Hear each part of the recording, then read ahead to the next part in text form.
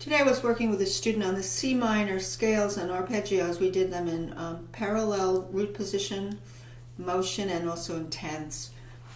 First thing I do, we were trying to get speed, but even in speed we're trying to have them well shaped, the scale, instead of sounding like BB gun kind of robotic sounds. Because you can hear people playing scales really fast and they don't have much shape.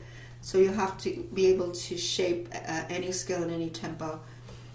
So with the C minor natural form, I like to know the organizers before I even play it.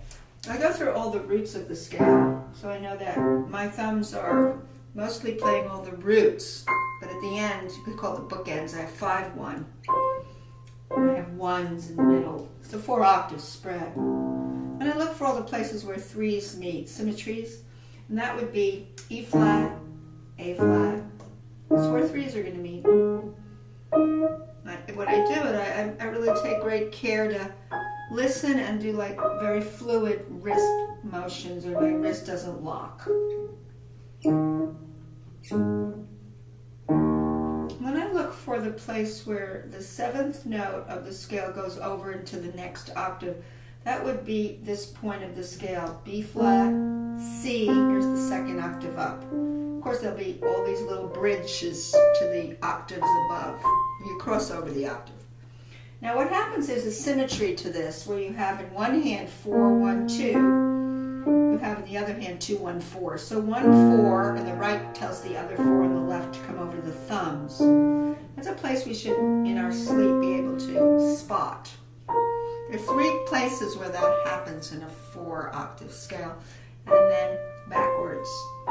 The D, 4 on the left, tells 4 on the right to go over to B flat.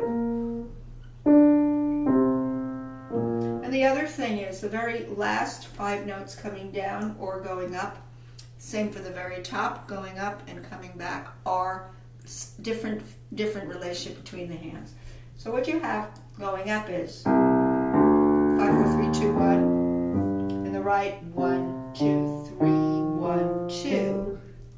The 3s meet, by the way, on the E flats. And then coming back down, 2, 1, 3, 2, 1, 1, 2, 3,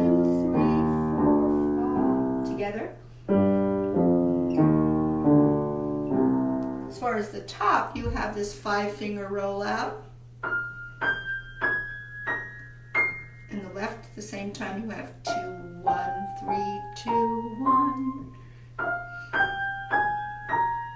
And in reverse, 5, 4, 3, 2, 1. 1, 2, 3, 1, 2. Backwards. Okay, so those are all my organizers. I have to know that in my sleep. I need to be able to go to any part of the scale and find my way between the hands. Now, when the student got to the peak speed today, in order to express the 4 octaves with shape, I tell the student to think groups of 8s like this. I'll do a little slowly. 1, 2, 3, 4, 5, 6, 7, 8. Another group. 5, 6, 7, 8. Another group. 5, 6, 7, 8. And you're left with 5 notes. 1, 2, 3, 4, 5. 4, 5, 6, 7, 8. Another. 4, 5, 6, 7, 8. Another group of 8. And then 1, 2, 3, 4, 5. That kind of gives these little undulations through the scale. Doesn't mean you're suddenly going to make any accents every 8, 8, 8, and then 5. But you're going to think that there's some waves going through the scale. You might start slower, and then when you get to your peak speed, you want to actually activate that same group of notes. So you're thinking groups, larger groups, instead of note to note. You also want to think of rolling in.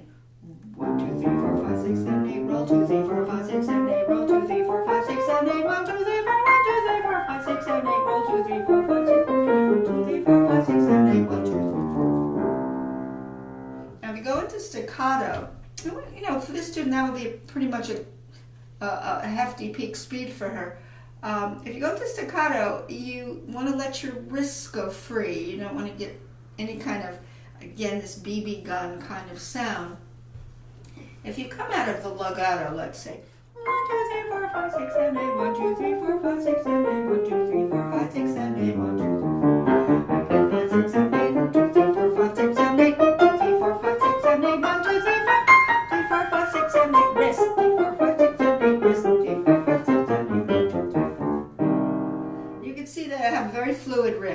never locks on me. So that's something to really work on. And the student also, I'm going to try to get some excerpts from today's lesson where we were trying to get the speed up and get the fluidity. Some of the times I tell the student, if the left hand starts, folding and lying down on the job, let's put it that way, make the left hand have a more prominent role in the building up of the speed.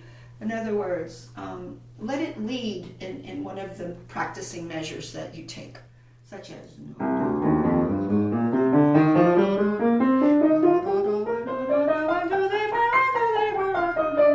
left hand, left hand. You can see that I was leaning into my left foot a little more arm weight because I want it to be not falling down the job.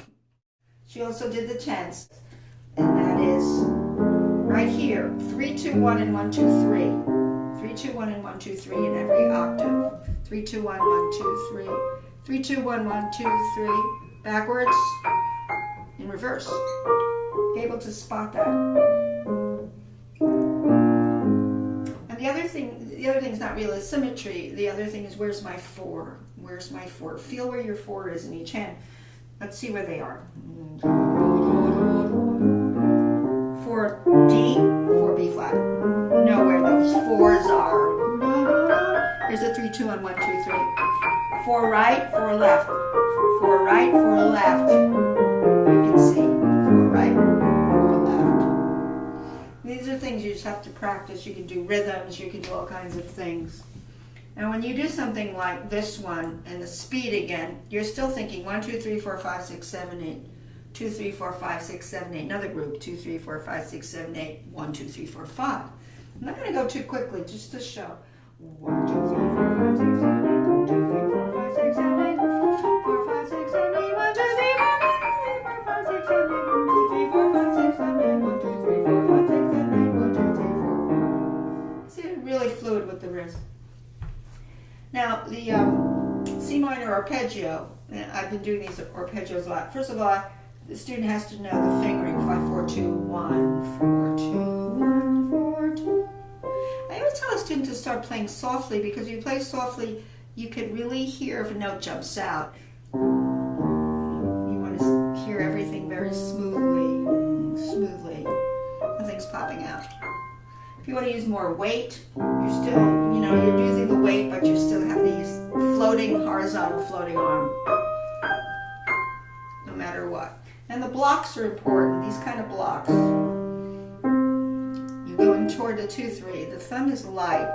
And then you have a little rotation, and then you come back, and then you have a loop around. You don't have to do it legato. You will fill in the little gap when you play it through. Because it avoids the twisting when you do it that way. You come down in the left hand, you let go of that upper note, and you feel this kind of floating arm, horizontal floating arm.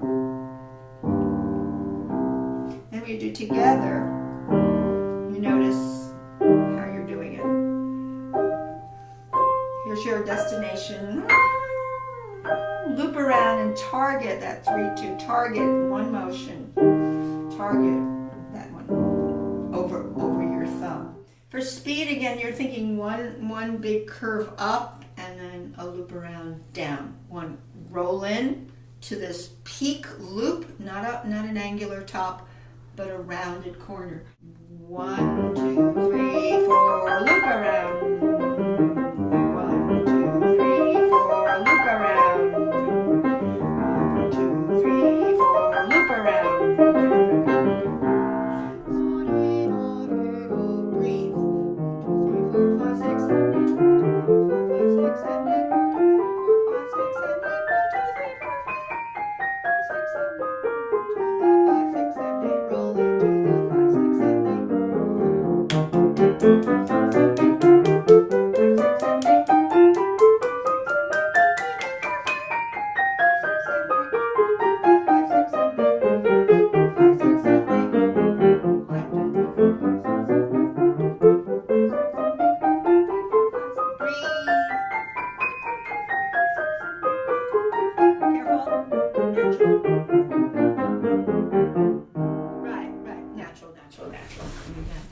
ultimate goal is to balance your hands. Okay. Isn't that the case? Right? And staccato. When you say balance, you obviously have a soprano line up there. You don't want the left hand. But we did that as a practice routine, as a practice measure. Because the left hand is always lagging behind the right for most people because they're right-handed.